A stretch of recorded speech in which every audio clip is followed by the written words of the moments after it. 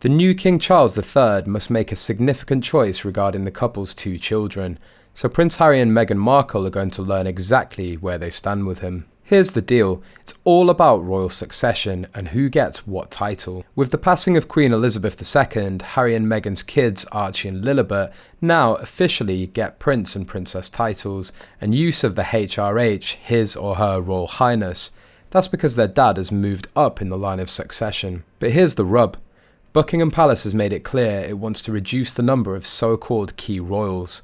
One way that could happen is if Prince Charles issues an amendment known as a letters patent which would effectively revoke Archie and Lilibet's titles. Imagine how that would sit with Meghan and Harry, especially since they've been estranged from Harry's dad ever since their big Oprah interview. Remember, that's when Meghan suggested the real reason her kids wouldn't get royal titles is because someone in the family was concerned they might be too dark-skinned. She and Harry never named that person, but the wide speculation is it was Charles. Last year, Meghan told Oprah and 11 million viewers that because of his race, the racist royals were changing protocol so that by the time Charles was king, Archie could not be a prince. The Duchess told Oprah, "In those months when I was pregnant, all around this same time, so we have in the tandem the conversation of he won't be given security, he's not going to be given a title, and also concerns and conversations about how dark his skin might be when he's born." Here we are more than a year after the Oprah interview, and no such amendment was ever made. No one has been prevented from anything.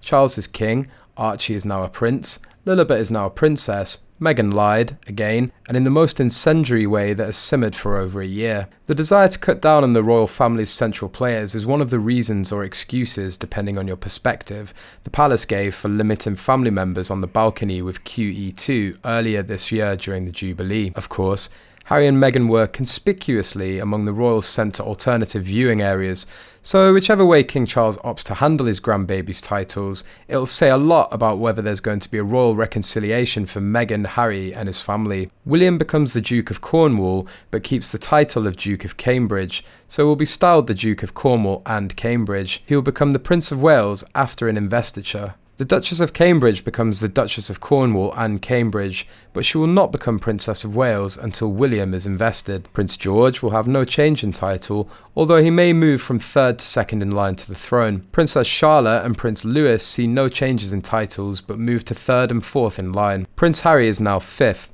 Archie sixth, and his sister Lilibet 7th. Prince Andrew keeps the title of Duke of York and moves to 8th in line. Princess Beatrice becomes 9th in line with daughter Sienna 10th. Princess Eugenie is now 11th in line and her son August is 12th. Prince Edward becomes Duke of Edinburgh and has moved to 13th in line. Princess Anne takes 16th, just behind Edward's children James, Viscount 7 and Lady Louise. Charles is also King of Canada, Australia, New Zealand, Jamaica, the Bahamas, Grenada, Papua New Guinea, Solomon Islands, Tuvalu, St. Lucia, St. Vincent and the Grenadines, Belize, Antigua and Barbuda, and St. Kitts and Nevis.